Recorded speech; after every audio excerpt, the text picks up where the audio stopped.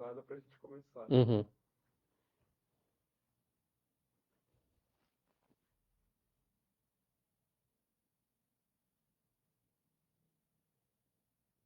Você consegue ver as pessoas que estão esperando?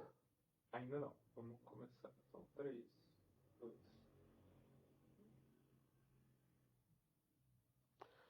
Bom, pessoal, boa noite. Quero agradecer todo mundo aí que acompanhou uma parte desse meu processo lá no YouTube, ou as pessoas com quem eu falei. É, Foi uma experiência de vida. Isso já tinha, essa iniciativa não é nova, eu já tinha feito um pedaço há uns 10, mais de 10 anos atrás e não deu certo. Então a expectativa para o caminho era uma expectativa dobrada, porque minha cabeça, ou seja, a mente, tinha uma insegurança do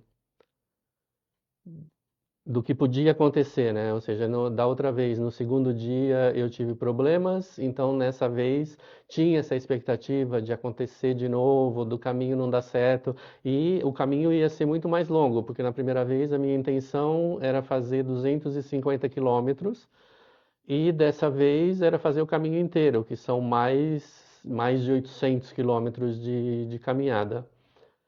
E eu estava num período de transição entre o inverno e a primavera, então tinha expectativa de muito frio.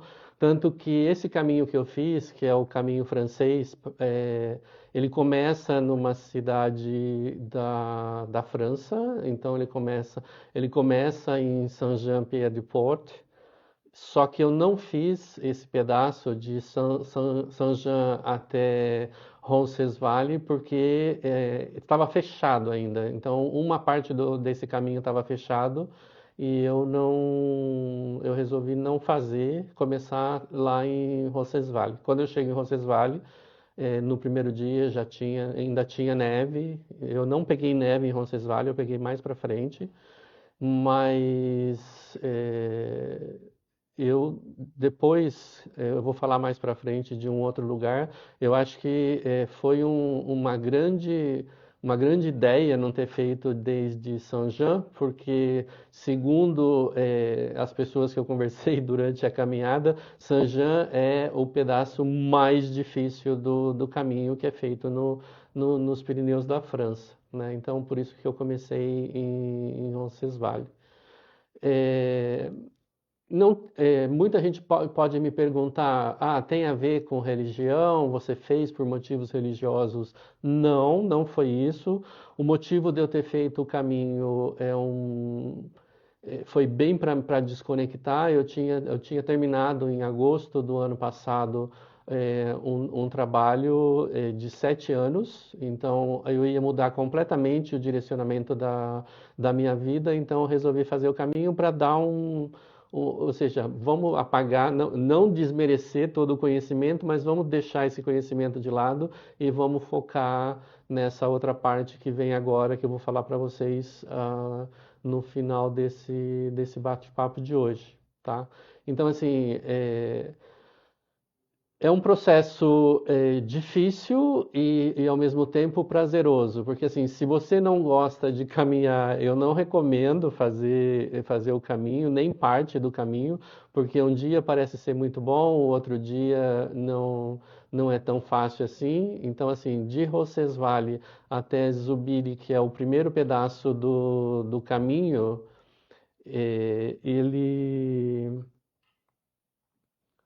ele parece fácil, todo mundo fala que é fácil, mas por ser o primeiro dia, 20 e tantos quilômetros, é um processo bem, bem complicado. Então, assim, eu fiz com uma menina brasileira esse primeiro pedaço. Os 2 primeiros dias nós ficamos juntos no caminho. E E quando a gente chegou em Zubiri, ou seja, depois de 20 e tantos quilômetros em Zubiri, eu estava eu tava quebrado já no primeiro dia. Estava com frio, porque ainda não tinha me preparado com as roupas e tudo mais. E foi um processo de adaptação, ou seja, e olhar as placas indicando o caminho e você vê que ainda faltava, ou seja, você entra na primeira placa lá em Roncesvalles que você vê são 790 quilômetros, então assim é meio assustador pensando no que eu já tinha vivido no caminho da outra vez que eu tentei fazer. Mas aí, o mais difícil para mim, acredito que foi a primeira semana, mas aí depois você começa a se acostumar, o corpo começa a se acostumar, a mente começa a se acostumar e você começa, ou seja, primeiro dia não aconteceu nada, segundo dia não aconteceu nada, então você começa a pegar uma certa confiança de que as coisas vão dar certo, mesmo existindo um processo de você falar assim, nossa, ainda falta muita coisa, será que eu vou dar conta? Ainda falta muita coisa, será que eu vou dar conta? Né? Então, assim, quem me acompanhou lá no Facebook eh, entende esse processo, ou seja, você acaba entrando no caminho, ou seja, a cabeça entra no caminho muito antes, então o cérebro ele vai criando todos os obstáculos e você tem que aprender a lidar com esses obstáculos para você fazer o caminho de uma forma mais tranquila e mais prazerosa, vamos dizer assim. Então, assim, como eu falei, os 2 primeiros dias talvez tenha sido os mais desafiadores. Quando eu cheguei no final do primeiro dia, a gente caminhou 20 e tantos quilômetros, 20, acho que são 24 quilômetros. E a sensação que eu tinha que eu não ia conseguir sequer chegar no albergue, né? Então, é como se o corpo dizia uma coisa, tipo assim, o corpo falou, já deu, eu não quero mais, mas o cérebro sabia que você tinha que continuar processando e chegar no albergue.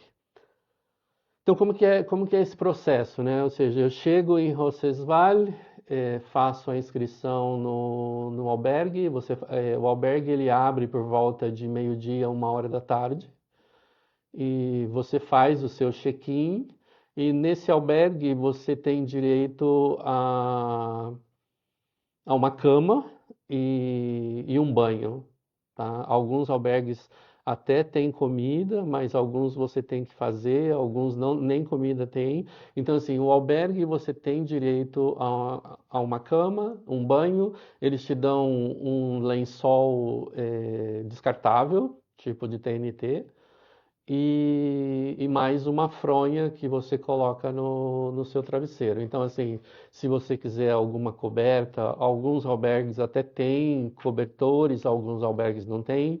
Então, é legal que você leve seu próprio saco de dormir ou alguma coisa para você se proteger. Normalmente não precisa, você não sente frio porque a maioria dos albergues tem aquecimento central, então tudo isso é muito relativo de albergue para albergue. Então você faz o check-in, você vai lá, prepara sua cama, você toma seu banho, você vai procurar o que comer e aí você tem geralmente uma tarde livre para fazer o que você quiser, para andar, conhecer a cidade, conhecer os pontos turísticos. Para você ter uma ideia, a temperatura no primeiro dia, é, não está passando aqui, ó. A temperatura no primeiro dia estava por volta de 0 graus. Então você tem que sair com as suas camadas de roupa lá. Então, você fez o check-in, o que que eu preciso para o check-in? Para você, eu sempre fiquei, ou seja, eu acho que só teve duas situações em que eu não fiquei em albergue municipal, albergue público, né? Então, você precisa de uma credencial de peregrino, então você tem essa credencial aqui do peregrino, onde cada dia, você vai fazer um carimbo de acordo com os albergues que você vai passando, né? Então, você vai chegar no albergue, eles vão pedir o seu passaporte ou uma documentação sua, para quem é lá da Espanha, é o RG deles, né? O ID, e mais a credencial do peregrino, para você ter direito a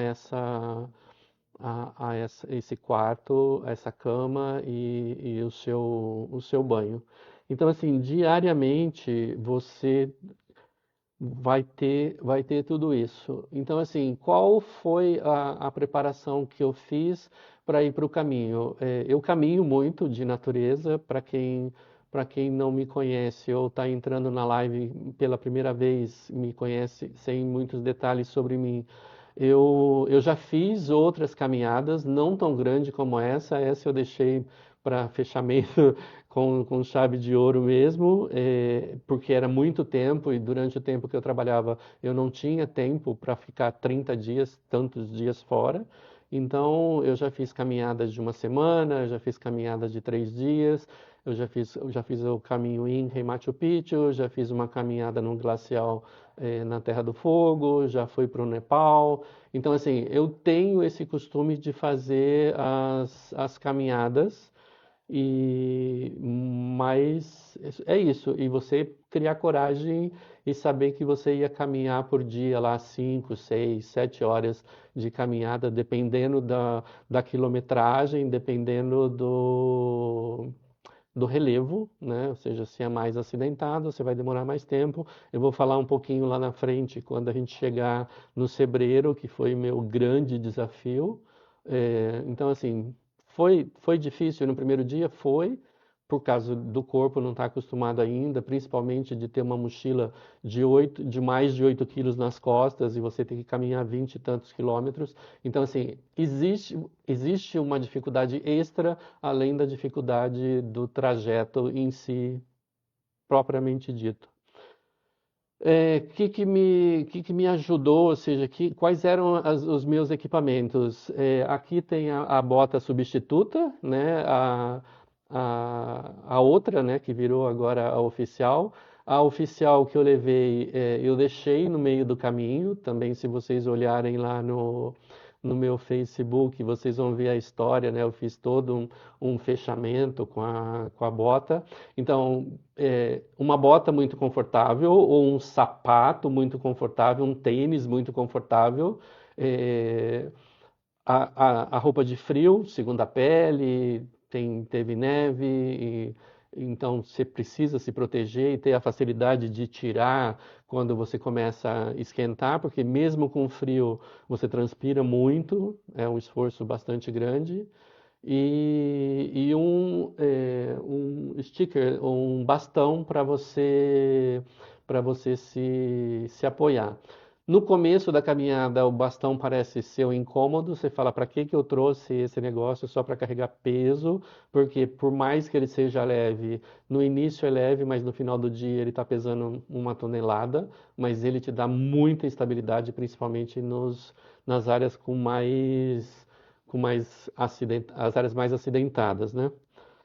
Então, a minha bota que eu nem ia levar para o caminho, ou seja, me acompanhou praticamente no caminho inteiro. Eu só troquei de bota nos 150 quilômetros restantes, porque a outra me deixou na mão, a outra partiu o solado inteiro de fora a fora, então não dava para ficar com ela.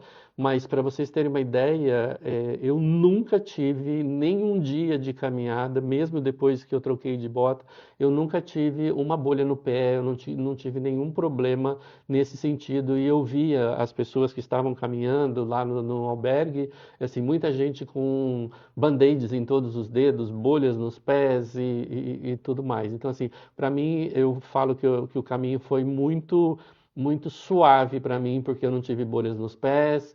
Ele teve 1 ou 2 dias de temperatura alta. Quando eu falo temperatura alta, foram 22 graus, a temperatura máxima, mas para vocês terem uma ideia, 22 graus é muito quente quando você está caminhando com peso nas costas. E, e também tive 2 dias de neve, uns 3 ou 4 dias de chuva, mas assim, chuvas esporádicas, não foi chuva intensa, ou quando foi intensa eu já estava abrigado no albergue, então foi um processo muito, muito, muito sensível e eu só tenho que agradecer ao caminho.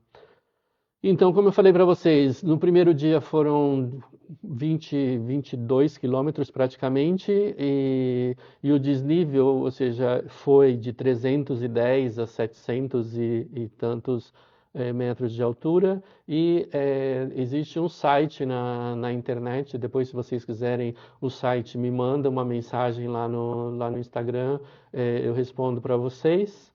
E ele mostra mais ou menos a dificuldade, o tipo de paisagem que você vai ver. Então, assim, é um site bastante complexo.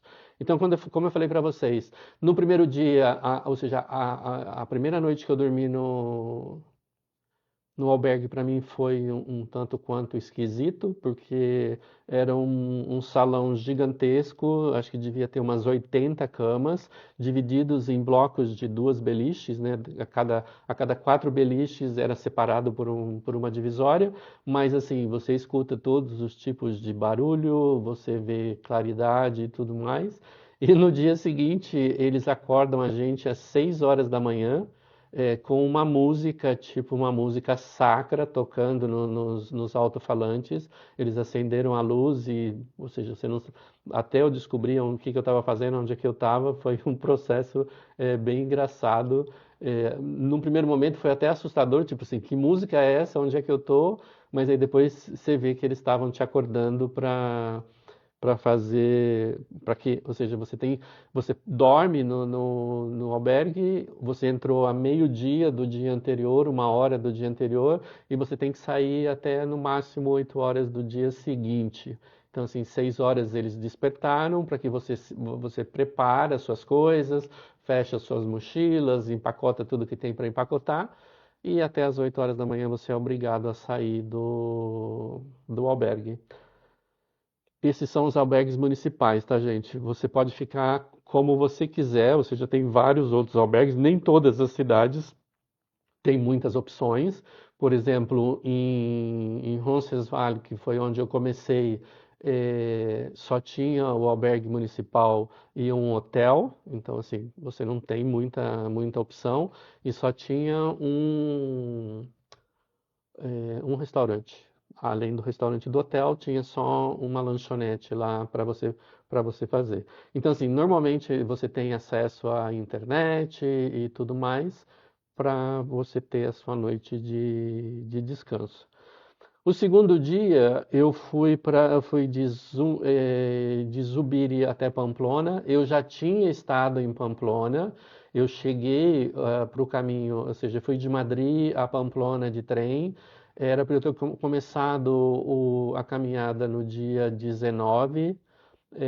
Quando eu chego em Pamplona, na verdade no dia 20, quando eu cheguei em Pamplona no dia 19, era feriado no dia seguinte, eu não tinha, o ônibus do dia 19 já tinha saído e no dia 20 não tinha, era feriado, então eu tive que esperar um dia extra. Então assim, o segundo dia também por volta de 20 quilômetros, sem muitos desníveis, e foi um processo mais tranquilo que o primeiro dia, porque o cérebro já começa a pensar de outra forma. Continuava frio, mas eu prefiro o frio do que o calor, tá?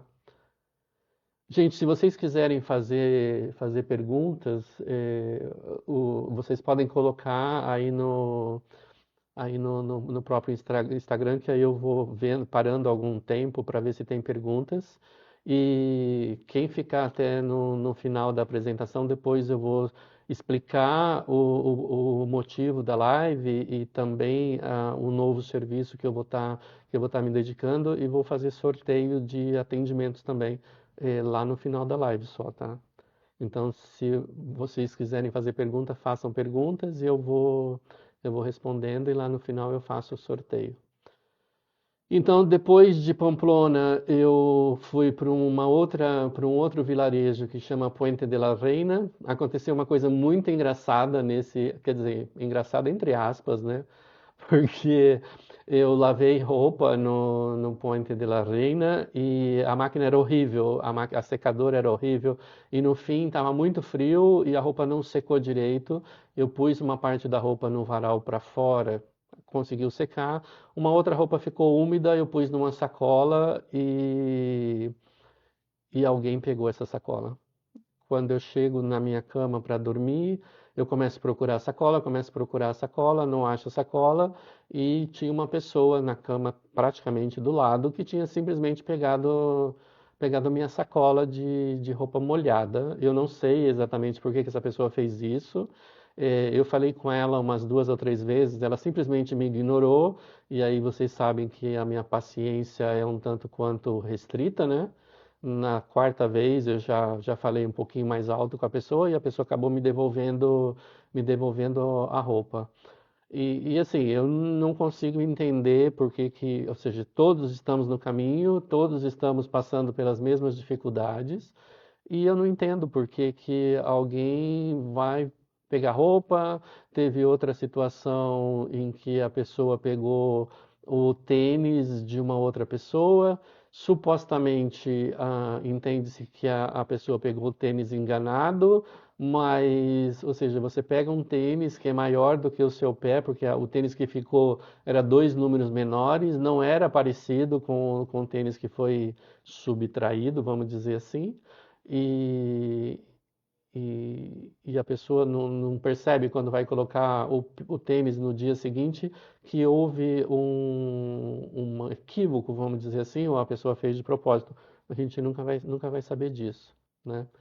Então, como eu falei para vocês, o relevo é muito diferenciado, então a gente passa por quatro estados, né?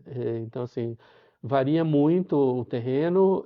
O que você percebe é que em muitos lugares tem muitas pedras. Depois eu vou colocar o vídeo para vocês dar uma olhada. Vocês podem ver a questão das imagens e é bem difícil em algumas situações, onde o bastão te ajuda bastante para você se equilibrar porque qualquer coisa você pode acontecer de novo, de torcer o pé e tudo mais. Então, assim, o caminho, ele te questiona todos os dias. Uma coisa que eu pensei muito no caminho, e até escrevi sobre isso no meu Facebook, é que, assim, eu fui sozinho para o caminho, mas o caminho não te deixa sozinho. Então, você sozinho no caminho, você vai encontrando as pessoas, você vai conversando com as pessoas, você vai ouvindo as histórias das pessoas, e tudo isso faz a diferença. Ou seja, você ouve histórias, por exemplo, o meu peso, a minha consciência era pesada, que eu fui no caminho e falhei na primeira vez. Então, assim, de uma certa forma, eu tinha aquela falha impressa na cabeça, mas eu conheci várias pessoas que estavam no caminho pela segunda, pela terceira vez, que também falharam, que também tiveram problemas com os pés, que tiveram torções, que tiveram problemas que impediram eles de continuar. Então, por exemplo, eu conheci uma pessoa, tinha mais ou menos a minha idade, talvez um pouquinho mais, um finlandês, e acho que no terceiro ou quarto dia, ele acabou parando ou interrompendo o caminho, ele não ia parar por completo, porque ele pretendia fazer até o final também, e porque ele não tinha mais condições de caminhar, ou seja, ele estava com um problema nos pés e na panturrilha que impedia ele de caminhar. Falando de impedir de caminhar, uma coisa muita gente me perguntou se eu faria o caminho de novo. Eu penso muito antes de responder, porque assim, posso fazer o caminho de novo, mas não da forma como eu fiz. Ou seja, eu fiz o caminho em 32 dias e desses 32 dias eu tirei um dia de folga, né? Então, eu vi muitos espanhóis fazendo o caminho, principalmente na Semana Santa, ou muitos europeus fazendo o caminho. Eles fazem o caminho por etapas. Então eles vão, a cada ano, vão lá, fazem 250 quilômetros, ou fazem 200 quilômetros, ou fazem 100 quilômetros, porque a partir de 100 quilômetros, com essa credencial, você já tem direito a a receber o certificado, né? Depois no final eu mostro o certificado para vocês.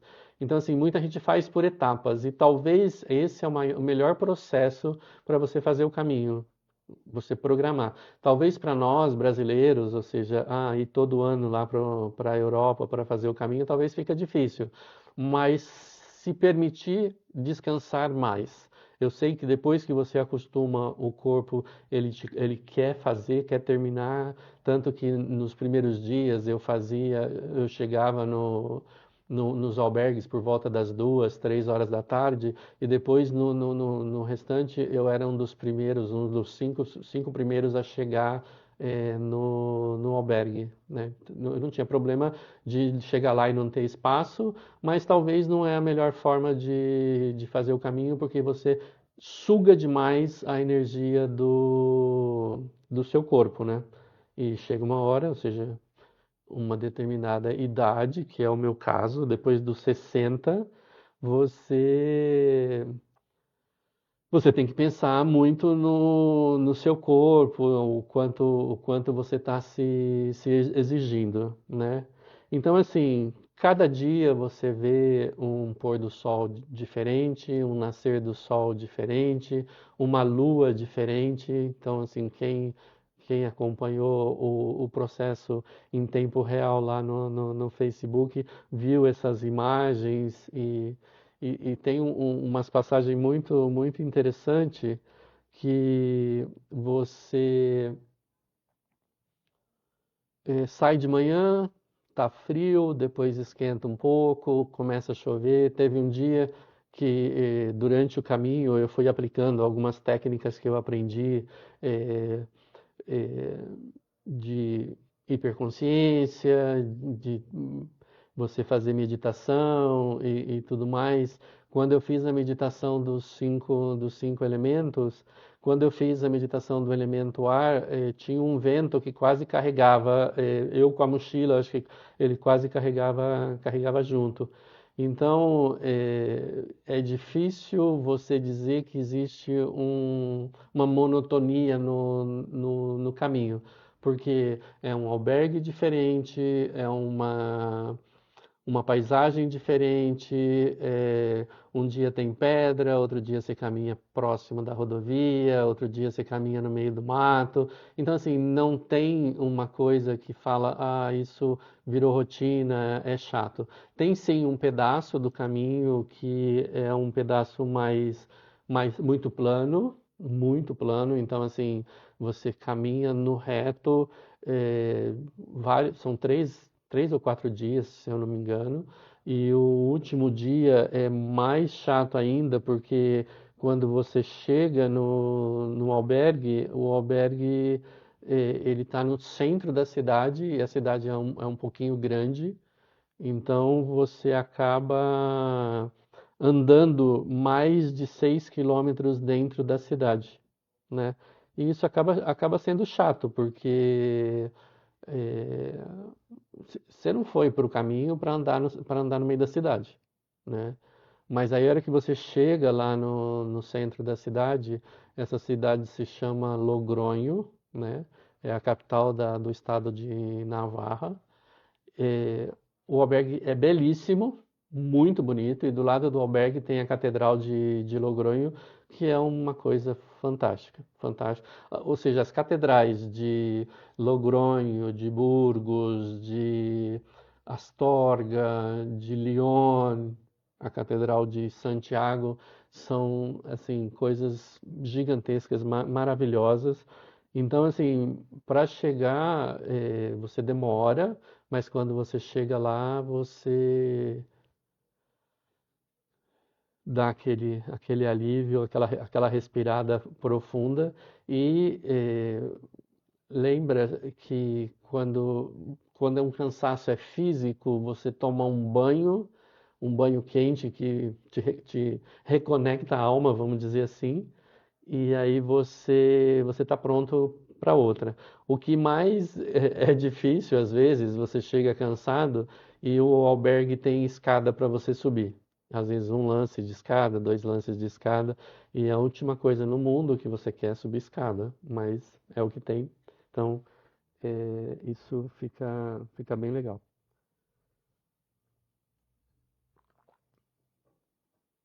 Tem alguma pergunta, Pedro? Não.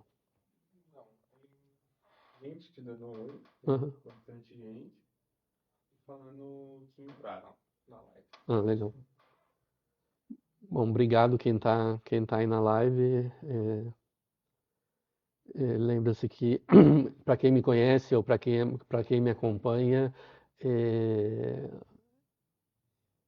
vocês fazem parte de eu chegar onde cheguei, ou seja, muita gente já estava até de saco cheio de ouvir eu falar que eu estava indo fazer o caminho de Santiago, ou seja, na verdade eu era para ter feito o caminho em novembro do ano passado e por várias razões acabei não conseguindo ir para o caminho, e eu entendo que foi a melhor opção, porque novembro já estava frio e seria talvez mais difícil, e eu acho que eu fiz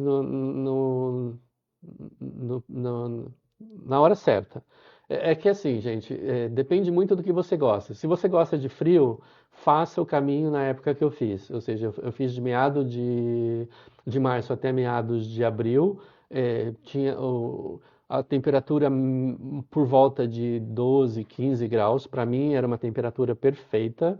Quem não gosta de frio, faça no verão. A única coisa do verão, vocês devem estar acompanhando o que está acontecendo lá na Europa agora no verão, na Espanha, 40 graus de temperatura. Eu fico imaginando como é que é você caminhar com 10 quilos nas costas num sol de 40 graus, tá? Então, é bem difícil, eu posso garantir para vocês, mas se você gosta de calor, tudo bem. E outra coisa complicada agora nessa época, fazer o caminho, é que é uma época que tem muita gente no caminho. Ou seja, no final do meu caminho, lá no final no meados de abril, já tinha muita gente no caminho, principalmente na última semana.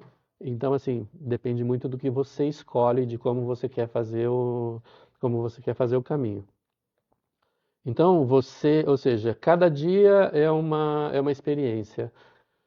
Eu caminhei durante uma semana com um casal de portugueses, então assim, às vezes eu ia para frente, às vezes eles me acompanhavam, e tem uma passagem que eu desci, tinha uma descida bastante grande, e eu olhava lá do outro lado e falava assim, não acredito que eu vou ter que chegar lá naquele outro lado.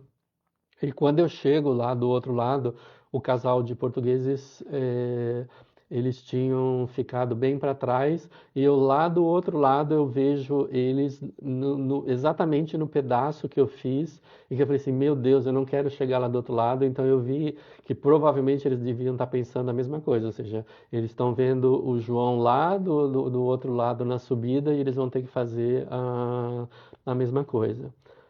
Aproveitar até para mandar um abraço para a Suzana e para o Paulo. Quem sabe eles estão é, ouvindo ou participando da live.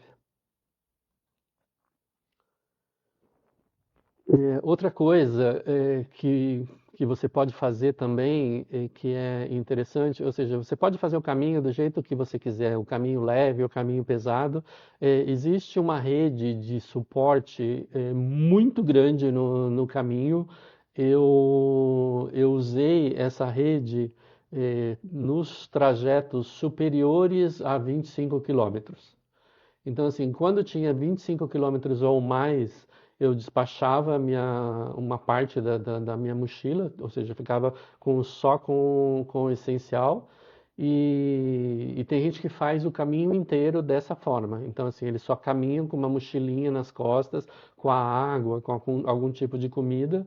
E tudo bem, ou seja, cada um faz. Eu procurei fazer do jeito mais tradicional possível, mas para mim, carregar os 8, 10 quilos nas costas acima de 25 quilômetros no dia, eu cansava demais e eu prometi para mim mesmo que eu não ia que eu não ia me torturar nesse ponto.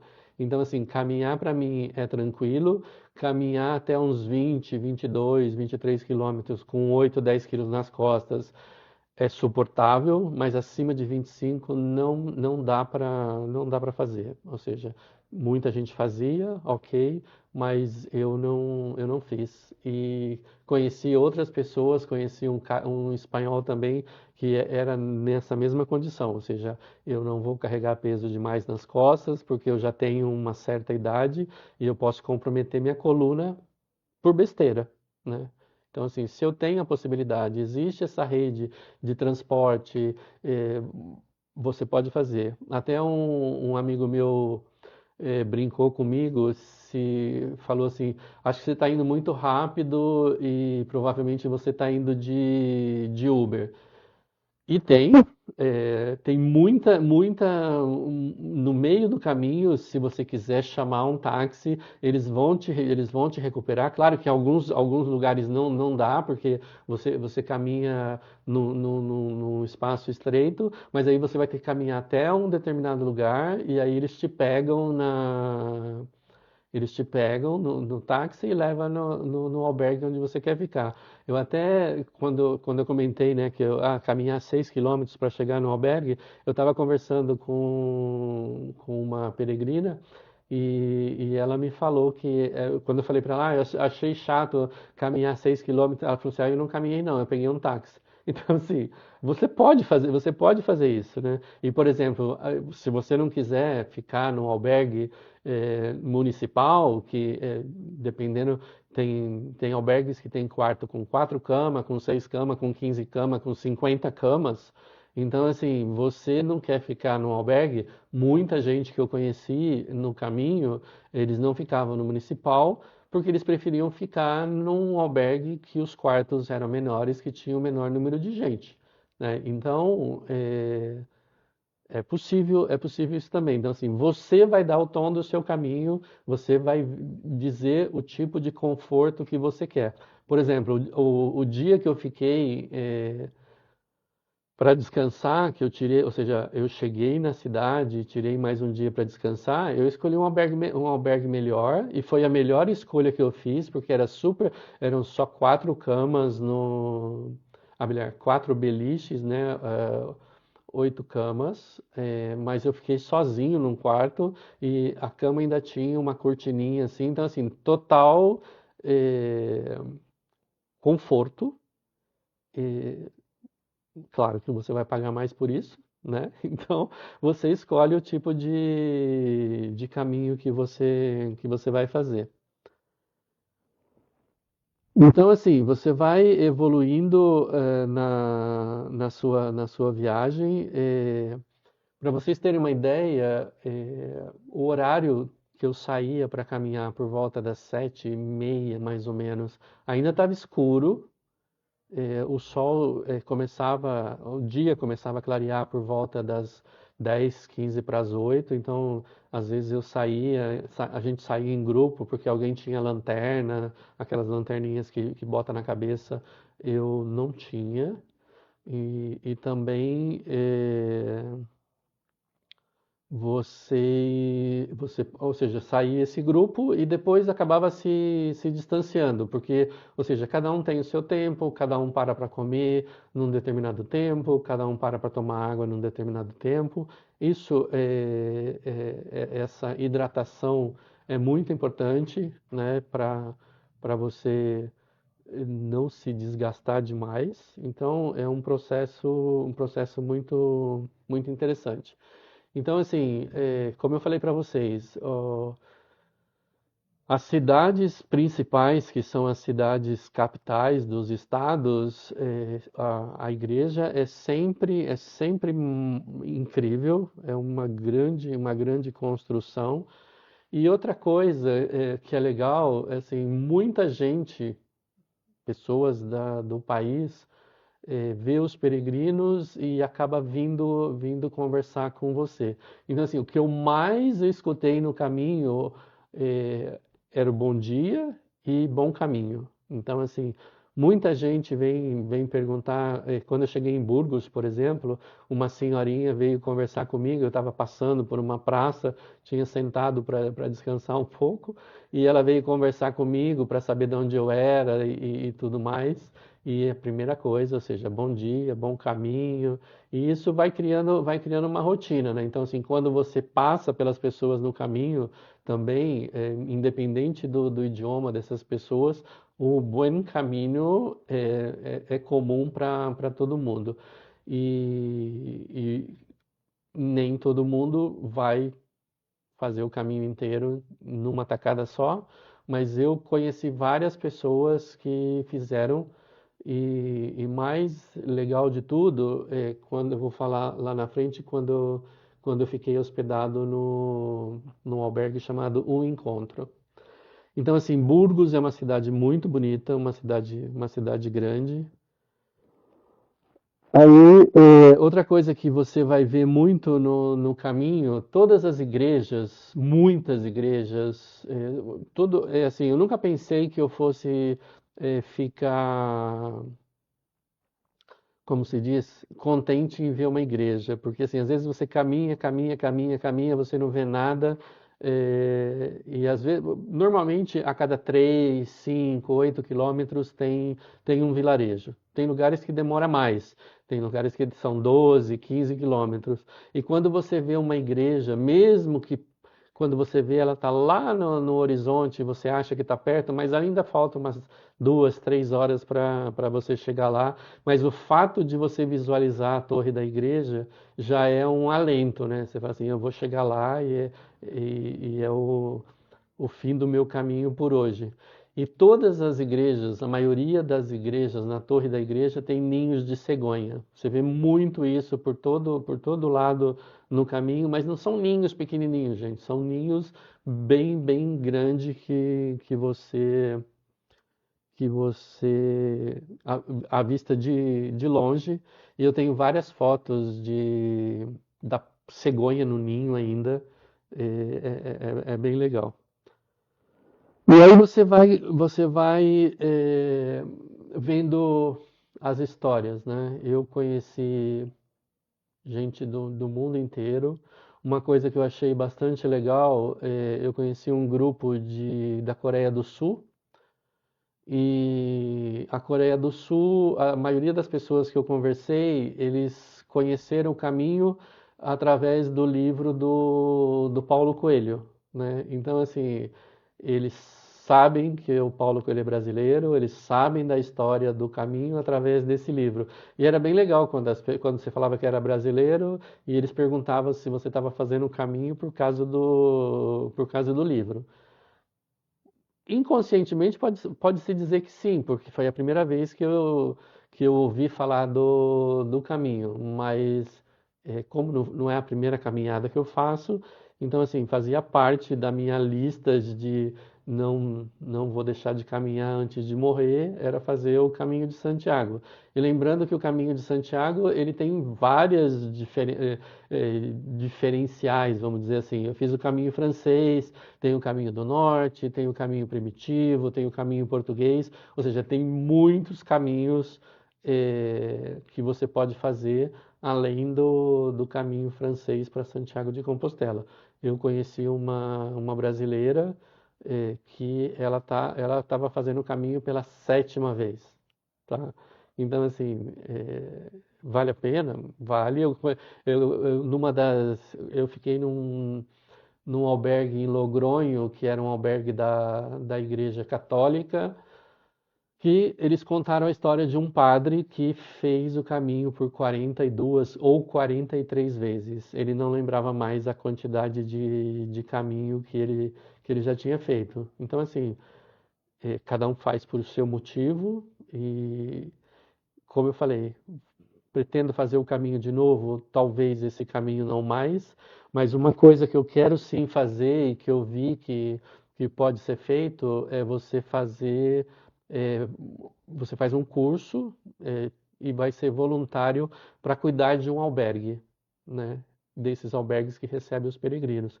Eu achei muito interessante. Aqui no Brasil vai ter o curso em novembro desse ano, que eu pretendo fazer e voltar mais uma vez no caminho para fazer esse tipo de voluntariado. Coisas interessantes do caminho. Eu vi um vídeo, alguém do meu grupo lá de guardiões, né, que a gente faz os atendimentos, me mandou um vídeo falando de coisas estranhas no caminho, né? Uma das coisas mais estranhas que eu tenho, que eu lembro, eu estava caminhando e parei num vilarejo pequenininho, estava eu e mais duas pessoas, se eu não me engano, era um tailandês, não, uma pessoa de Hong Kong e um alemão, a gente estava conversando, e paramos numa igreja e que você podia pegar um selo lá na igreja e você pagava um valor e tinha uma freira que explicava a história daquele vilarejo, a história daquela igreja e tudo mais. E como eu não estava fazendo o caminho por motivos religiosos, os dois ficaram lá na igreja e eu fui embora. E desde que eu saí lá da porta da igreja, eu comecei a caminhar sozinho e a sensação que eu tive que eu estava meio perdido, vamos dizer assim, porque às vezes você tem que acompanhar sempre esse símbolo, tá? Então assim, você vai ver o hominho caminhando, você vai ver a concha ou você vai ver a seta. E eu caminhei por várias horas sozinho e sem ver a seta.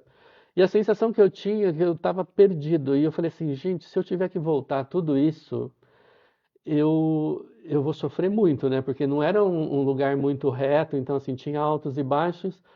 E do nada, assim, eu achando que estava perdido, e do nada aparecem três peregrinos na minha frente. E é como se eu tivesse caído ali, você entendeu? Ou seja, como se eu tivesse saído do caminho por algum tempo e caído de paraquedas ali no meio daqueles três peregrinos. Então foi uma sensação muito doida. O cara fala nesse vídeo, eu vou depois postar o vídeo no Instagram, no YouTube. Ele fala muito dessas coincidências que tem no caminho, né? Tipo assim, as pessoas que param para conversar com você, por exemplo, esse senhor que eu falei que estava com um problema no pé, ou seja, se você tinha uma culpa passada, que você tinha feito o caminho, tinha falhado, e ele veio e contou essa história. Ou seja, já é a segunda ou terceira vez que eu estou fazendo o caminho, e a segunda ou terceira vez que eu estou que eu tô passando por isso e não vou conseguir concluir de novo. Então, assim, é como se fosse, tipo assim, ó, isso é possível de acontecer. Aí vem outra pessoa e conta outra história. Por exemplo, eu conheci um rapaz holandês e ele perguntou o que eu fazia. Eu falei que estava saindo do mundo corporativo e ia trabalhar com terapias alternativas e ele perguntou como é que era, né? Se eu podia mostrar para ele como é que era. E aí calhou naquele dia que eu parei, ele seguiu, não deu para apresentar. E no dia seguinte eu estava caminhando sozinho e vieram duas pessoas. Eu tinha parado para descansar e um deles era esse rapaz. E aí chegaram esses dois, a gente conversou um pouco. Eu falei assim: ó, já descansei, eu vou embora. E esse rapaz holandês virou para mim e falou assim: eu posso ir com você para você me mostrar como é que é a sua terapia alternativa. E foi um bate-papo muito legal, gente. Eu comecei como de praxe, né? A gente faz como se fosse uma anamnese, vamos dizer assim. Só que antes da anamnese, eu fiz duas citações para ele. O que que aconteceu com você em determinada época da sua vida? E falei a idade, mais ou menos, e ele ficou me olhando assim, meio com uma expressão, como é que eu sabia daquilo? E ele falou o que tinha acontecido, e eu falei assim, em seguida, depois que aconteceu isso, aconteceu tal coisa assim, assim, assado. E aí foi mais engraçado ainda, né? Porque ele, ou seja, da onde que eu estava tirando ele, a gente tinha caminhado junto um dia anterior, não tinha conversado nada sobre a vida dele, nem sobre a minha vida, e eu sabia coisa que tinha acontecido quando ele tinha 7, 8 anos de idade, né? Então, isso faz parte do tipo de terapia que eu trabalho. E foi muito legal, a gente caminhou junto por 2 horas, mais ou menos, e foi uma abordagem bem, bem interessante. O que mais que acontece de interessante? Os sonhos que você tem, os encontros que você faz, as pessoas que você conversa. Então, por exemplo, os sonhos, eu acho que foi um dos dias que eu fiquei num albergue que não era municipal. E eu estava sozinho no quarto, o quarto tinha 3 beliches, e eu estava sozinho no quarto, e aí depois veio um casal, um casal bem jovem, e eu, eu falo que é sonho, mas foi muito engraçado, porque quando eu deitei para dormir, eles já estavam no quarto, deitados, e eu me conectei com umas coisas muito doidas que na hora para mim não fazia nenhum sentido, mas depois conversando com aquele casal, no dia seguinte, o sonho, entre aspas, fez todo sentido. Ah, falar de alimentação. Eu até estava contando pro rapaz do Uber. Alimentação, você tem lá o menu do peregrino. Então, esse menu do peregrino, você tem uma entrada, você tem um prato principal e você tem uma sobremesa. E você escolhe a comida que você quer, tá? Você escolhe a comida e a bebida, geralmente água ou vinho. É difícil você conseguir que eles te sirvam Coca-Cola ou refrigerantes, porque Coca-Cola custava 2, 3 euros lá na Espanha. Então, assim, 3 euros num prato que você paga 10, 12 euros é um impacto grande para eles. Então, o vinho geralmente é vinho da casa, que é mais barato, a água é de graça. Então, eles preferem não dar Coca-Cola. Então, assim, às vezes o pessoal fala que o espanhol, o português, eles são muito grossos e tudo mais. Eu acho que assim, não é grosseria. Eu entendo que é a forma como eles abordam. E, por exemplo, eu cheguei no restaurante, pedi a comida e eu perguntei para ele assim, qual bebida que eu poderia escolher, né? Mas assim, no sentido de saber se eu podia escolher Coca-Cola ou não. E ele vira para mim e fala assim, isso aqui é um bar. Você escolhe o que você quiser. Então, num primeiro momento, para mim, foi ofensivo, né? Porque eu falei assim, caramba, ele poderia ter sido um pouquinho mais sutil, né? Mas aí depois, quando você começa a pensar e começa a cair a ficha, você fala assim, mas ele tá certo. Não tem nada de mal, claro, a forma talvez pareceu um pouco grosseira, mas era um bar, você escolhe a bebida, ele pode dizer para você se está dentro do cardápio ou não, mas você pode escolher a bebida. Claro que você vai ter que pagar alguma coisa extra. E outra coisa que essa questão do menu do peregrino é que assim, dificilmente, muito dificilmente, você vai encontrar um prato com arroz como nós comemos aqui no Brasil. ou seja, arroz, feijão, não. E geralmente, ou seja, o primeiro prato é uma sopa, é um cozido, e o segundo prato, por exemplo, macarrão, geralmente vem um macarrão só. Ó, você quer macarrão com carne, aí provavelmente você vai ter que escolher outro prato, né? E aí, cada dia tem as suas experiências. Um dia eu achei bem interessante, eu saí para caminhar umas 7h15 da manhã, e acho que foi um dos dias que eu vi o pôr do sol, ou nascer do sol mais lindo, mais colorido, e ainda estava muito escuro, e dos monumentos lá, uma das igrejas, tinha uma seta em neon. É, é muito, foi muito engraçado, assim, você fala assim, pô, até tá ficando tão moderno que até as setas já estão modernizando, colocaram uma seta em neon. E aí você vai fazendo o seu caminho. À medida que você vai evoluindo, então, por exemplo, quando eu descansei pela primeira vez,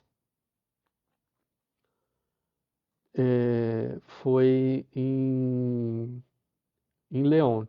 León tem uma das catedrais mais lindas que eu vi no caminho. E no caminho para León tem umas casas que são subterrâneas, ou seja, me lembrou muito do filme Senhor dos Anéis, né? E aí, ou seja, ainda são habitáveis. Você vê isso muito no caminho, mas muitas estão abandonadas. Mas nesse albergue em especial, ou seja, nesse povoado em especial, eles ainda habitam. E nesse albergue que eu fiquei antes de chegar em Lyon, é um vilarejo que chama Mansilla de las Mulas, né? E ali eu vi o que que é uma pessoa que entende de peregrino, que sabe recepcionar. Eu até esqueço o nome dela, mas ela era muito. Chama Julita. A Julita, eu cheguei cedo, o albergue abria 1h da tarde. Eu cheguei, era 12h20 mais ou menos, e sentei lá na frente do albergue. E depois chegou mais uma outra pessoa, a gente estava conversando, e a Rolita sai lá de dentro do albergue. Faltavam umas 10 para uma mais ou menos. E a hora que ela abriu a porta do albergue, eu achei que ela estava abrindo para recepcionar a gente, né? E aí eu fiz menção de levantar para. Aí ela virou, não, pode ficar aí, porque eu vou fumar meu cigarro primeiro e depois eu recebo vocês. Aí ela sentou lá com a gente, conversou. Quando deu 1h em ponto, ela levanta e vai fazer a recepção. E o mais engraçado da Rolita, gente, ela não falava uma palavra em inglês, ela só falava espanhol. E ela se comunicava com todo mundo, ela se comunicava com inglês, com francês, com tailandês, com coreano e tudo mais, como se ela estivesse falando a língua deles. Ou seja, ela tinha um acolhimento de uma forma que qualquer coisa qualquer língua que ela falasse ali, você seria capaz de entender o que ela estava falando. Então, assim, tem esse acolhimento em alguns albergues. E tem alguns albergues que eles te tratam como se fosse, ou seja, uma pessoa a mais que vai dormir naquele lugar, que vai pagar pela cama e pronto. Ou seja, eles não te dão nenhum suporte, eles não te dão nenhum tipo de acolhimento. Então, assim, isso é uma das coisas que eu vi muita diferença quando comecei a fazer o caminho há anos atrás, é que eu achava que o albergue era mais peregrinação mesmo, era mais de acolhimento, as pessoas sabiam o que você estava fazendo. Tanto que eles usam agora um termo que eu achei um tanto quanto pejorativo, de que tem os peregrinos, que são pessoas que estão fazendo o caminho por alguma intenção, e tem os turisgrinos, que estão lá, não sabe por quê, entendeu? E você vê muito isso. Então, por isso que quando eu comentei mais atrás, quando pegaram minha roupa, quando pegaram tênis, eu soube de casos de pessoas que levaram dinheiro. Então, assim, caramba, gente, a gente está lá fazendo um esforço diário e vem um oportunista que vê que você está confiando naquele espaço, que você está confiando nas pessoas e te passam a perna. Então, essas pessoas que são voluntárias, então nós temos voluntárias que recebem muito bem e nós temos voluntário que eu não sei por que essa pessoa escolheu ser voluntária se é uma pessoa que recebe muito mal. Por exemplo, eu tive um lugar que eu cheguei, a pessoa foi muito grosseira comigo e depois ela não falava inglês, eu fui ajudar ela, aí ela mudou um pouco a abordagem, você entendeu? Normalmente, na maioria dos albergues você é bem recebido, normalmente, tá? Mas tem as suas grandes exceções. Alguma pergunta aí, Pedro? Temos da Cláudia. Você faria outro caminho? Cláudia, eu já fiz vários outros caminhos. Um que eu ouvi falar muito e que eu fiquei com uma certa curiosidade em fazer o caminho, ele é menor, acho que são um pouco menos de 200 quilômetros, que é o caminho da costa, que começa em Portugal e vai até Santiago de Compostela. Esse eu fiquei curioso de fazer. Agora, o caminho de Santiago, eu só faria, esse caminho que eu fiz, o caminho francês, eu só faria por um motivo específico. Eu fiz o caminho na primavera, eu adoro plantas, eu adoro flores, e uma coisa que me veio muito na cabeça é fazer o caminho para fotografar a primavera. Porque assim, você vê todas as cores, todos os tipos de plantas, e quando eu comecei, ou seja, ainda com o impacto do inverno. Então, assim, a maioria das árvores estavam todas sem folhas, ainda não tinha muitas plantas, mas foi dar uma chuva no 2 ou 3 dias lá que choveu, e aí você começa a ver a vida renascendo. E aí sim, muitas flores, muitas árvores começando a desabrochar e soltar as folhas. Então, talvez eu gostaria de fazer o caminho para fotografar essa natureza revivendo. Então, eu até, por exemplo, a gente passa por muitas plantações de uvas, principalmente num dos estados que chama La Riojas, que tem muitas plantações de uvas e tudo mais. Então, assim, você vê aqueles troncos das uvas que você acha que está tudo morto, que está seco, e depois, uma semana depois, você começa a ver os galhos nascendo. E o mais interessante de tudo é que quando você olha nos galhos, você já começa a ver os pequenos cachinhos de uvas que vai se tornar os cachos de uva, que vai se tornar vinhos, porque essa região é uma região produtora de vinhos. Eles têm várias marcas e é tipo champanhe na França. Para você ser um vinho de La Riojas, você tem que cumprir um determinado nível de qualidade para você receber o selo daquela região. Então, assim, faria, mas de uma outra forma. Alguma outra pergunta? Só- E aí, quando vai chegando, gente, próximo do,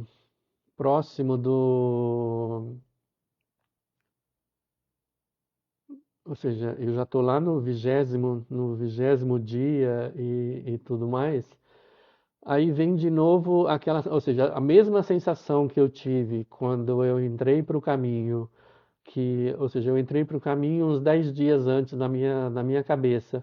Quando você começa a ver, por exemplo, eu passei na cidade que faltava 311 quilômetros ainda para chegar em Santiago.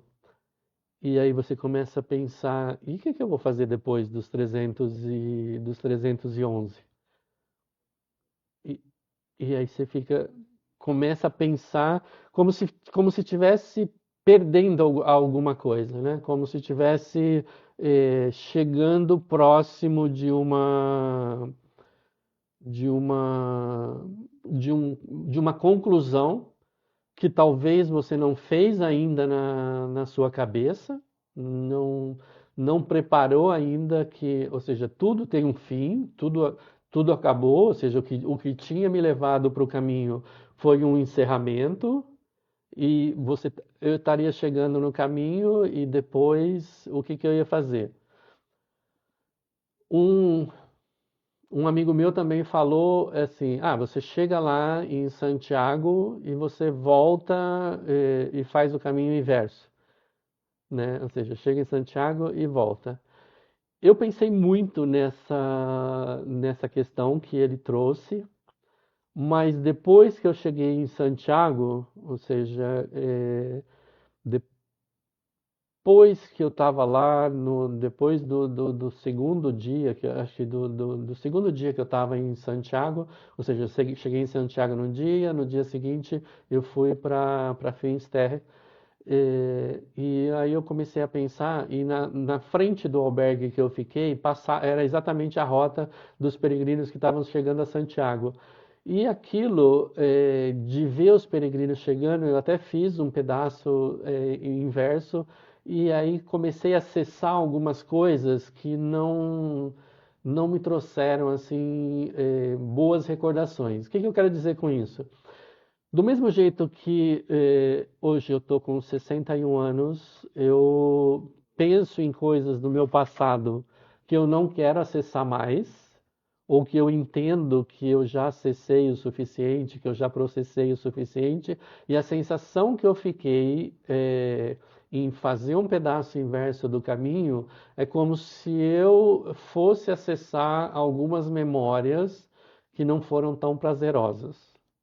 Então, assim, eu sei de pessoas que fizeram o caminho inverso, já fizeram o caminho mais de uma vez. Eu conheci uma figura lá lendária no caminho, que ele vive no caminho, ele vai e volta no caminho, ele vive de doações, ele não tem uma casa, é ele, a companheira, vamos dizer assim, a pessoa que caminha com ele, e dois cachorros. Então, assim, eles acampam, eles vivem de doações, então ele faz o caminho e de volta. Essa é a vida dele.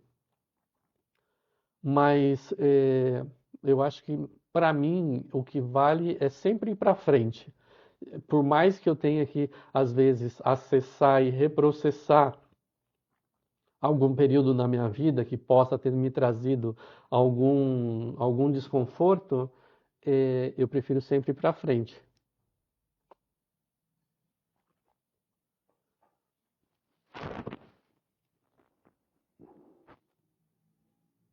Mais alguma coisa? Não.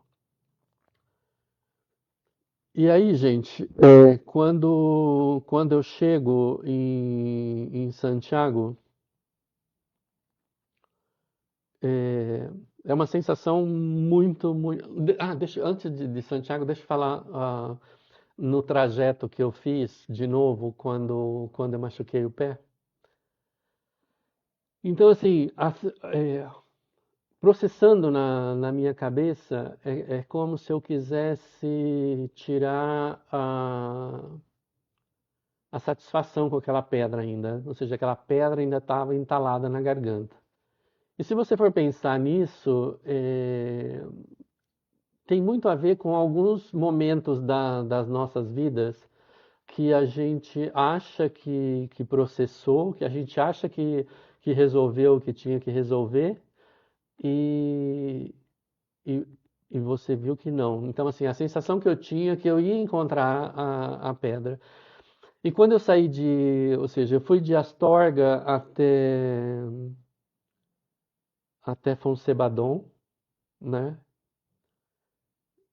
É, que foi o primeiro dia da outra caminhada. Mais uma vez, Astorga, a igreja de Astorga é belíssima. A porta de entrada da igreja é uma coisa escultural. E você vai de Astorga até Fonsebadon, e eu fiz esse pedaço, a maioria do pedaço sozinho. E eu conheci várias pessoas que estavam entrando no caminho naquele mesmo lugar que eu comecei da outra vez, mas eu fiz muita parte, a maior parte do caminho eu fiz sozinho. E aí quando você chega em Fonsebadon, Fonsebadon também eu fiquei num albergue que não era municipal, e para mim foi estranho, porque assim, eu já conhecia aquele pedaço, né?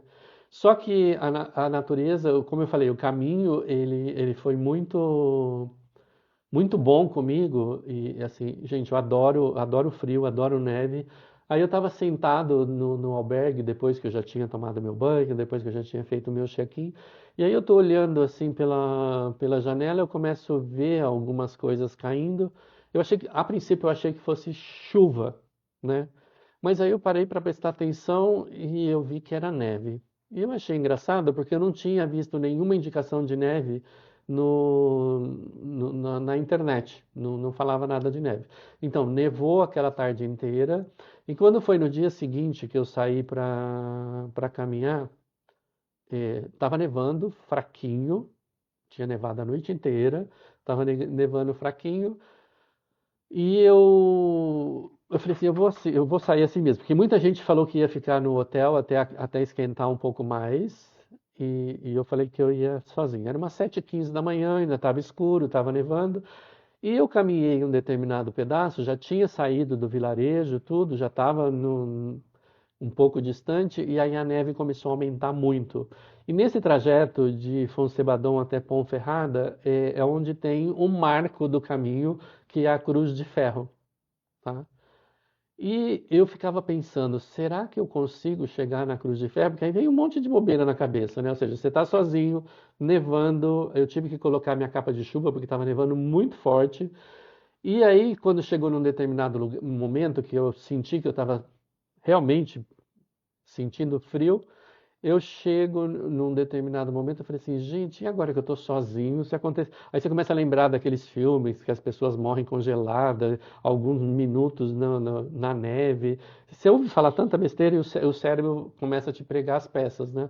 Aí eu ficava pensando, será que eu devo ir para frente ou será que eu devo voltar para a cidade?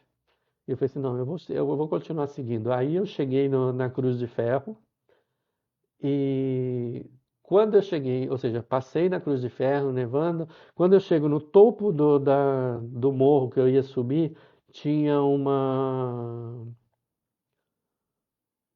espécie de um trailer com uma lareira, e você podia comprar chocolate quente, você podia comer, ou seja, tinha várias coisas, assim, como se fosse o conforto te esperando lá no final. E dali para frente, ou seja, depois que eu fiquei ali uns minutos, tomei o chocolate quente, me aqueci lá no fogo, dali para frente eu não peguei mais neve, e quando eu cheguei em Ponte Ferrada, estava sol. A temperatura estava super, super agradável. Então, assim, mais uma vez, o caminho te testando e vendo como que você reage, como é que seu cérebro reage a essas alternativas. Vamos lá. A Elaine perguntou se você vai deixar a live salva no Instagram. Aham. E a Elizabeth perguntou, teve algum acontecido ou lugar que te marcou muito durante o caminho? A live vai ficar salva no Instagram e no YouTube, lá no JB Regas. E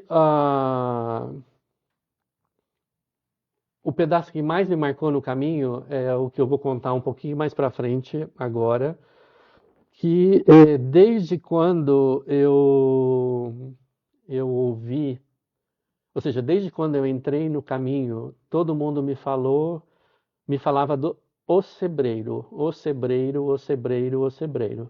Então assim, você fica, ou seja, a Cruz de Ferro é um marco e muita gente falava, nossa, o sebreiro é difícil, o sebreiro vai estar nevando, o sebreiro é isso. Aí você, depois que você passa da Ponferrada, você vai para uma cidade, para um vilarejo que chama Vila Franca del Bierzo, tá? E aí, quando eu saí do Vila Franca e você vai para o Sebreiro, você sai de Vila Franca e você caminha mais ou menos 7 quilômetros subindo. Você sobe, sobe, sobe, sobe, sobe, só sobe, sobe no meio do nada e sobe. E aí, quando eu terminei a subida, ou seja, toda vez que você sobe, você tem que descer, né? E eu não sei se o mais difícil é subir ou descer, porque você sobe, sobe, sobe, você força o máximo as suas pernas e depois para descer você tem que forçar mais ainda, a perna tá bamba e tudo mais. Aí eu achei, gente, que aquele caminho era o mais difícil. Já tinha feito o mais difícil. Então eu fiquei pensando assim: ah, todo mundo fala do Sebreiro. O Sebreiro até que não é tão. Tirando os 7 quilômetros que eu já tinha acabado, eu achava que o restante já estava feito, né? Só que quando eu cheguei num determinado momento, eu parei para dar uma olhada quanto faltava para eu encerrar o dia. E estava escrito, o mapa mostrava o seguinte, 6 quilômetros. Eu falei assim, nossa, é muito rápido, está acabando mesmo, 6 quilômetros.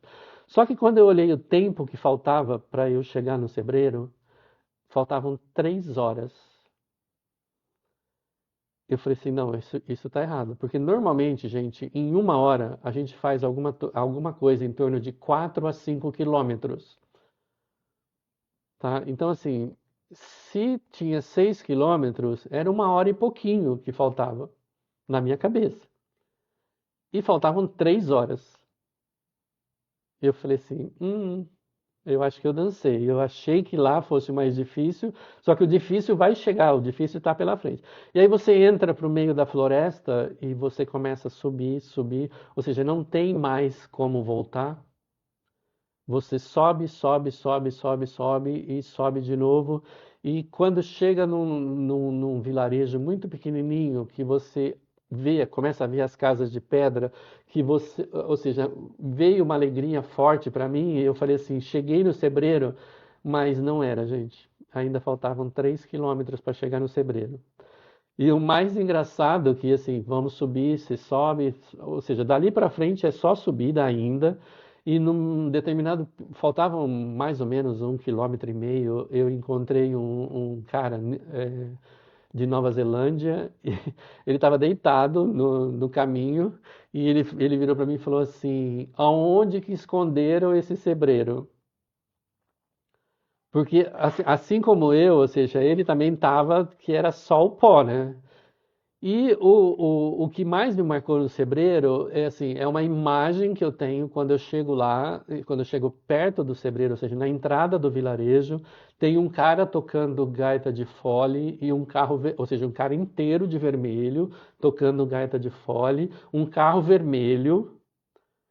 Mas eu estava tão cansado, gente, mas eu estava tão cansado, que eu não dei a mínima para aquele cara. Ou seja, ele estava tocando a música tradicional da Escócia e tudo mais, mas eu estava tão cansado que eu não dei a mínima para aquele cara. Aí depois que ou seja, eu fiquei com aquilo na cabeça, mas eu não dei a mínima para ele. E quando eu cheguei no albergue, tomei banho, fiz todo o meu ritual de tomar banho, fazer massagem nas pernas e tudo mais, eu falei assim, puxa vida, eu podia ter explorado um pouco mais aquele cara que estava tocando a gaita lá na entrada do Sebreiro. Eu botei minha bota e voltei lá e o cara não estava mais. E aquilo ficou na minha cabeça o restante da viagem inteira, tipo assim, por que que eu não aproveitei conversar com o cara e tudo mais? Alguma outra pergunta? Então vamos lá. O Sebreiro, para mim, foi o divisor de águas, tá?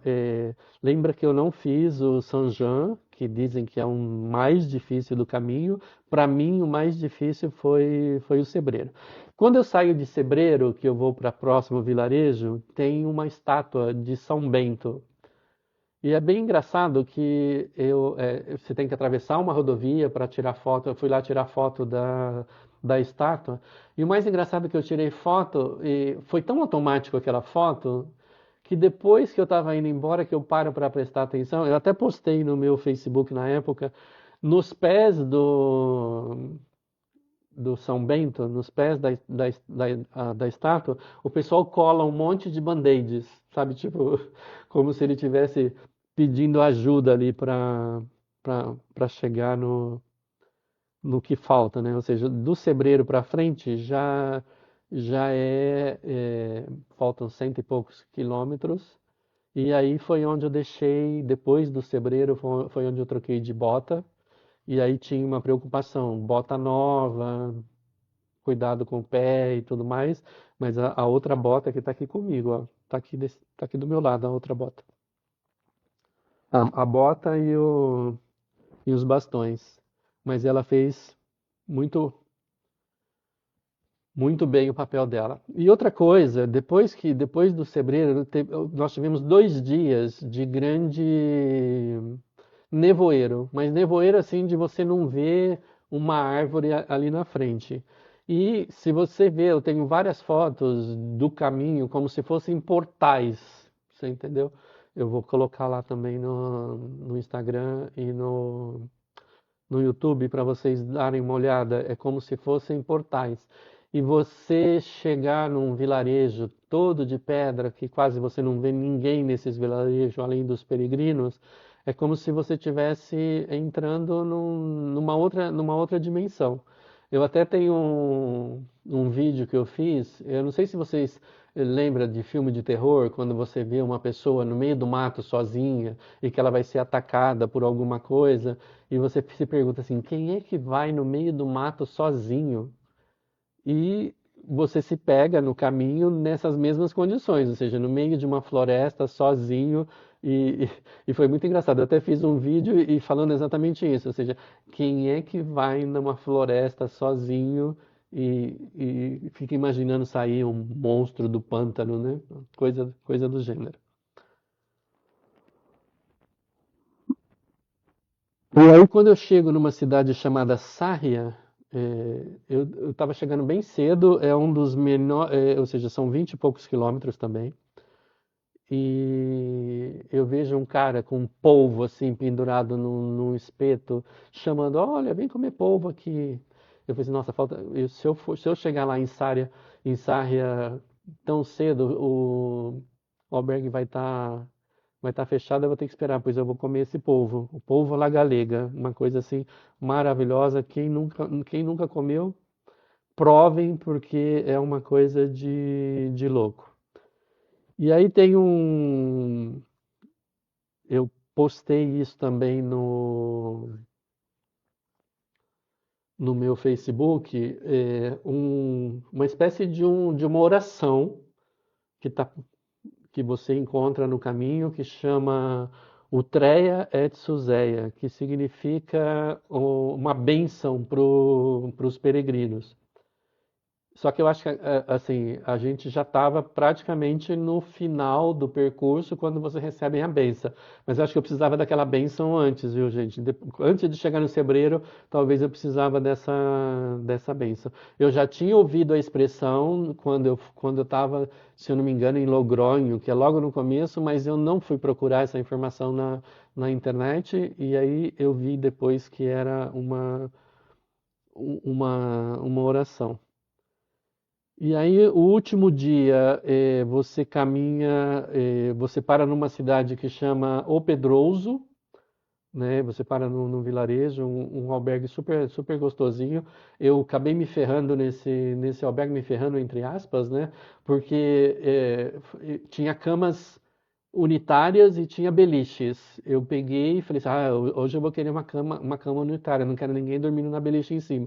Só que eu não me dei conta que tinha uma janela em cima que não tinha cortina e na frente do albergue tinha um poste de luz. Ou seja, eu tive que dormir pelos pés da cama porque a luz batia direto na minha cara. E aí depois do Pedroso até Santiago são só 19 quilômetros. E o mais interessante que, assim, você anda, anda, anda, anda, anda, você chega dentro da cidade de Santiago e você não vê a catedral. Você não visualiza a catedral. Quando você visualiza a catedral, você já está a pouquíssimos metros da catedral. E ali você chega, ou seja, a catedral é gigantesca, gigantesca, e na frente da catedral tem um pátio imenso e ali tem milhares de, centenas de peregrinos que estão chegando. Tem peregrinos de bicicleta, peregrinos que fizeram o caminho que eu fiz, o caminho francês, peregrinos que fizeram o caminho da costa. Qualquer caminho vai chegar lá na cidade de Santiago.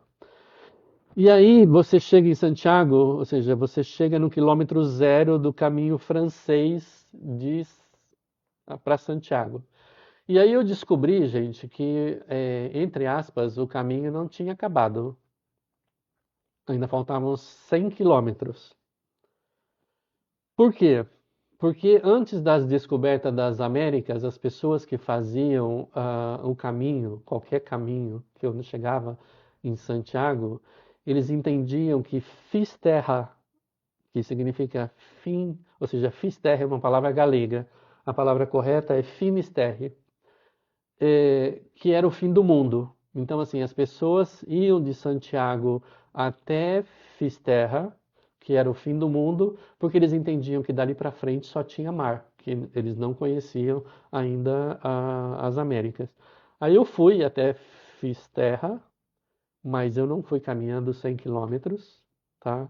Aí eu já peguei um ônibus e eu fiquei uma semana descansando nesse lugar. Então, assim, eu vi um pôr do sol maravilhoso às 9:30 da noite. Lá tem um farol, lá tem uma placa falando quilômetro zero de novo, ou seja, o zero do fim da Terra. Então é um lugar muito engraçado, muito legal. E o mais legal de tudo, que depois que eu me dei conta, quando eu fiz a reserva, eu não tinha me dado conta, eu fiquei num albergue que chama O Encontro. E eu estava nesse albergue, um albergue super pequenininho, e na frente desse albergue tinha um outro albergue super badalado, e eu encontrei acho que umas 4 ou 5 pessoas que eu havia encontrado no caminho e que também foram até o fim da Terra. Então, essa é a minha história do caminho de Santiago. Não sei se tem mais alguma pergunta, Pedro, ou não. Não sei qual outro nome. Já comecei com São Bento. Começou com São Bento, depois você vê o vídeo. Então, gente, por que que eu contei toda essa história para vocês? Ou seja, quais são os novos rumos que eu vou seguir agora? Então, eu fiz o caminho, lembrando, não foi por motivos religiosos, eu fiz o caminho porque eu estava no mundo corporativo há mais ou menos 40 anos e eu havia encerrado o meu mundo corporativo, ou seja, trabalhei em recursos humanos a maioria da minha vida, encerrei minha carreira como executivo de recursos humanos em agosto de 2025 e eu queria um momento comigo, eu queria me desconectar de tudo, de todos, então eu resolvi fazer o caminho, que já era uma coisa que eu pensava em fazer, mas que eu não tinha tido tempo. E outra coisa que também eu tava esperando era a oficialização da minha aposentadoria. Então eu falei assim, nesse meio tempo eu vou fazer o caminho, eu me aposento e eu volto a fazer o que eu quero fazer de agora em diante, que é trabalhar com terapias alternativas. Então, a minha ideia agora, de agora em diante, vocês vão ver a partir de amanhã um novo Instagram, ou seja, eu estou trabalhando na remodelação do meu Instagram, então vocês vão ver os temas publicados com mais frequência no meu Instagram. Então, assim, eu vou abrir minha agenda para os meus atendimentos. Ou seja, eu vou trabalhar com leitura de tarô e baralho cigano, mas não no sentido divinatório, tá? Não, não é o que vai ser meu futuro, mas muito mais no sentido terapêutico, tá? Eu vou trabalhar com mesas arturianas. Eu coloquei atrás aqui de mim as mesas. Então tem uma mandala de emergência, ou seja, você está com algum problema, precisa resolver com uma certa emergência. Tem a mandala de emergência, tem a subida da Kundalini e a chama trina, tem aqui mandala de cura, tá? Câmara de cura. Então, eu vou trabalhar com uma outra metodologia que se chama hiperconsciência. Ou seja, eu fiz um trabalho, ou seja, estudei durante 8 meses, fiz um curso de hiperconsciência, depois eu repeti esse curso de novo por mais 8 meses para me tornar um guardião, tá? Na escola, ou seja, eu sou um guardião na escola e também agora eu sou um guardião mestre e eu faço atendimento na escola. Então eu tenho os atendimentos da escola e tenho os meus atendimentos pessoais. Então eu falei que quem ficasse até agora no final, que eu ia fazer um sorteio, eu vou fazer um sorteio, ou seja, leitura de tarô, eu vou fazer uma mandala de astrológica, o baralho cigano que eu vou disponibilizar é a mesa real, eu vou fazer uma mandala de emergência, e vou fazer também uma sessão de hiperconsciência. Então, quem tiver interesse de participar do sorteio, entra lá no meu Instagram, ou seja, @jbregans, JBREGANS, fala eu quero, e todo mundo que tiver escrito eu quero, eu vou fazer o sorteio. Então, primeiro eu vou sortear a leitura de tarô, mandala astrológica, depois eu vou fazer a mesa real do baralho cigano, depois uma mandala de emergência e, em último, eu vou fazer a sessão de hiperconsciência. Então é isso que eu tinha para falar para vocês. Essa foi minha experiência de mudança de rumo. E se vocês quiserem fazer qualquer pergunta, eu estou aberto para as perguntas.